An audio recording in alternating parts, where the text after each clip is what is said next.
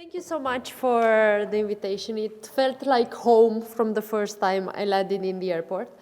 And I'm even more grateful as we are aware that there's no consensus whether Romania is in the Balkans or not. We had the same very strong debate when I was back in university in an international student NGO called ISEC, and there we would have clusters of countries. We would meet in conferences based on our commonalities to decide common strategies on the activities we were having. And there was no year where there was a clear decision if whether we should go with Austria and Hungary in that cluster or whether we're in the Balkans cluster. So what we were doing is that we were attending both parties and meetings. It served us well at that point. And I think Romania is still at a point where we need to embrace the place we have in geography, the place we have in history, because now we represent not just our borders, but the borders of the European Union. Some of the borders of the European Union. And so it becomes even more important, how does our generation and how does our country look at multilateralism, looks at the EU enlargement and the connection we have with the Balkans. Because there are two ways of looking at this. I mean, there might be more, but I think in the dominant discourse we have at home, there are two ways of looking at this. One, which I'm part of, is to embrace our role and to understand that the stronger our connections with the Balkans, the stronger and faster the speed of EU enlargement and integration, the better it is for Romania as well. Because we have common culture, we have common interests, and more of us at the negotiation table is going to be a stronger power for us as well. We're going to have more allies that come from the same, let's say, history in a sense. The other discourse, the other trend that is now in the conversation is the opposite of that. Is both Romania and Bulgaria were net beneficiaries of the EU funds, of the integration funds, but our reforms are not done. We still have, I would say, a way to go, a lot of investments that need still to be done. And there's also this potential competition that is perceived in terms of access to resources. And I want to speak a bit not how we've come here or about the institutions that we have, because I think the previous speakers and most of you in the room know more about this than I do. I have no expertise to share on that topic. But I want to speak a bit about what I think can be a strong ally, but also a vulnerable spot in our common model of the world, in a sense. And that is the young generation. Why am I mentioning this? First, because of my personal experience. I was mentioning ISEC at the beginning. That is an international student NGO formed in '48 by 7 students after the World War II that thought that connections between young people, cultural exchanges, being able to visit and understand one's country can become the basis of avoiding war and conflict. 75 years later, to this day, it's spread in more than 156 countries, and they run a global survey each 2-3 years to ask young people about their values, how do they see the world, what are their intentions. Obviously, there's a bias there, it's online, it's in English, but understanding this is still amazing to see that 75% of the respondents, and this would typically be around 55,000 young people from 2,600 universities and more than 100 countries, 75% of them know about the sustainable goals. More than half of them say that they see the connection with citizens from other countries as equally important as the connections with citizens from their own country. There's an increasing sense of global identity, in a way. And that plays out in very practical terms. Like, for example, Brexit, because you were correctly mentioning it before.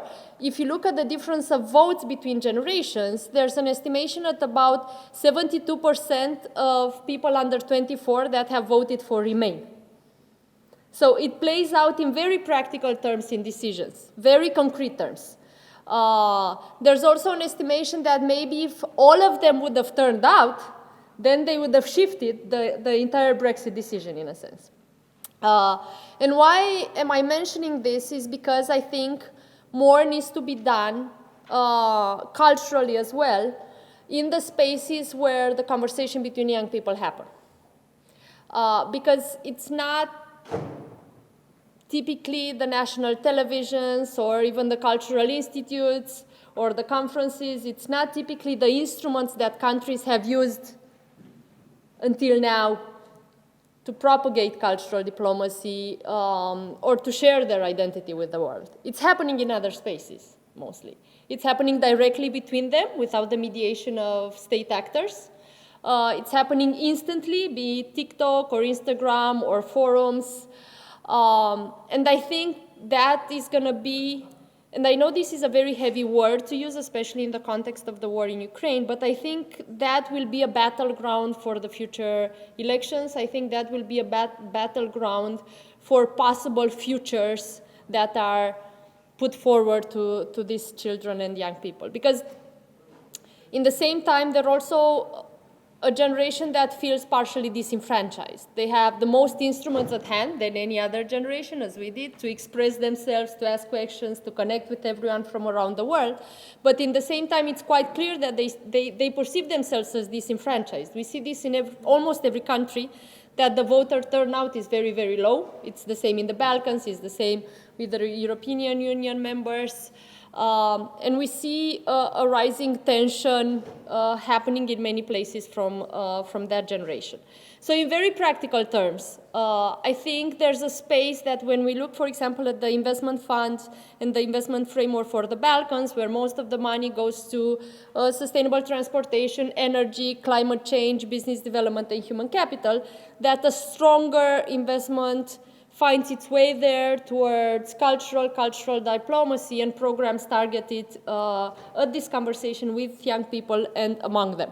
Because they can be strong ambassadors of this shared cultural space, but in the same time there are vulnerabilities there that can be used by people that are maybe not so friendly with a common model. That is one thing that I think is worth mentioning. And the other is that what they perceive, for example, and this is a survey done through ISEC and a different survey done through the Global Shapers of the World Economic Forum this year, when they look at the main risks that they perceive in the future, they're very practical about it, which is the standard of the cost of living, the increasing cost of living.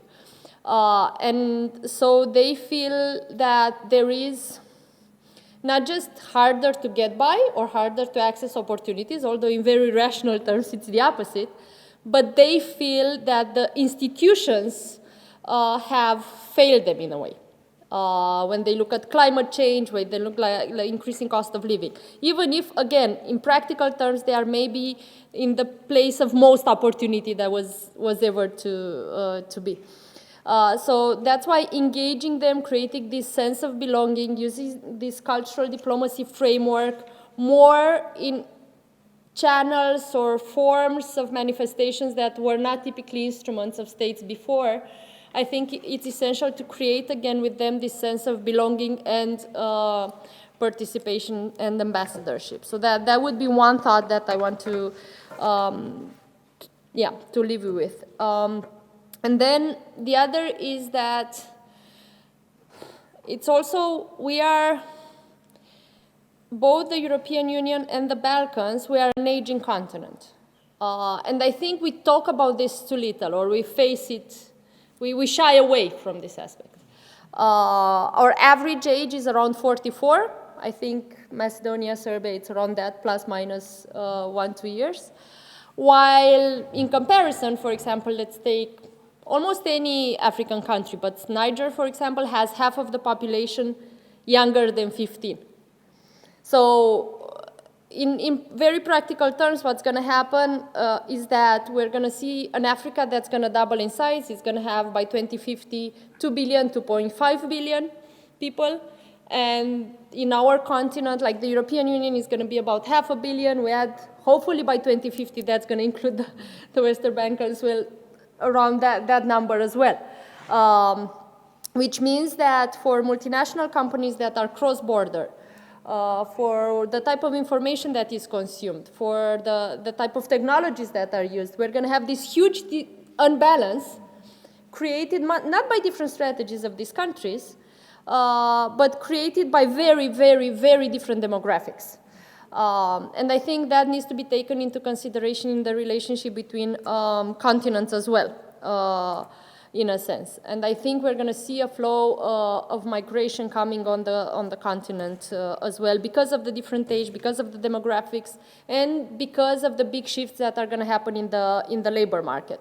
Not just because we're going to be like the pyramid of ages is very different, and more of us are going to need younger labor force to sustain the pension system, but also because more of the industry, more of the economy is going to be embedded by technologies that are easier used with generations that are now emerging. And we're going to see more action there, maybe more conversation, more power than it typically had, in a sense.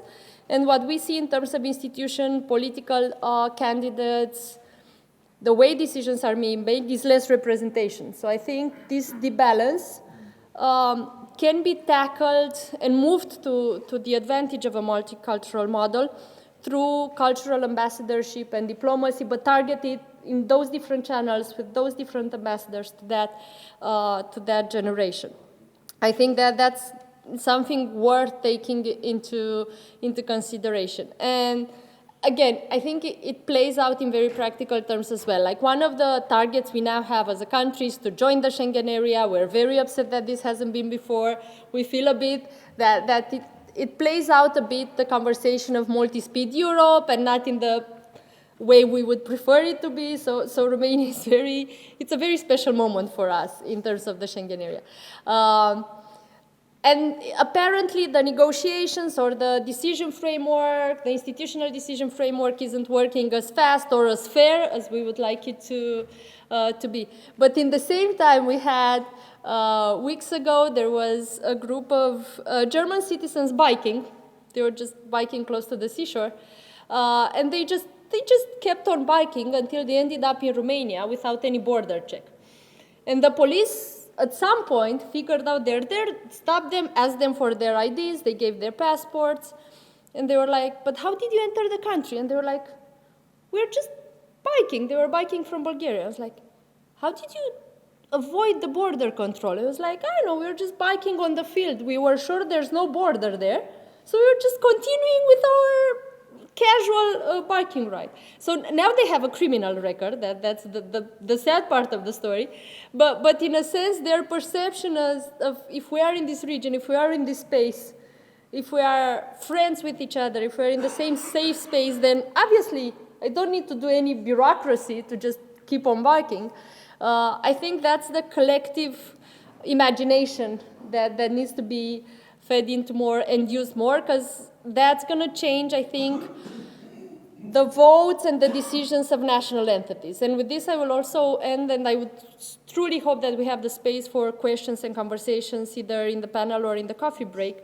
But when I ran, so I don't come from politics. I come from a space of social entrepreneurship. I ended up in the government because we had a technocrat government in 2016, and then I went on to build a new political party. Obviously, not by myself, and there were a lot of people engaged in that. But what surprised me is that in every campaign that I was part of, when I had young people in the room, they were never asking just national questions. They would always ask, what do you want to do with the refugees from Syria? What's your opinion on the rights of women in Iran? What is it that you're going to do exactly with... they would always have concerns that were in the top of their questions when they were coming to discuss with us whether they vote for us or not in local and national elections. So it's not, because their universe of information, their universe of conversations, but especially their universe of empathy and what do they care about, is rarely confined within their border. And that's why I think they can be maybe one of the main ambassadors of a world that handles this polycrisis that we're having, not in a way of centralizing decision, but in a way of fast synchronizing multilateral perspectives, so that we move fast, but without giving away power to just centralized units. Thank you.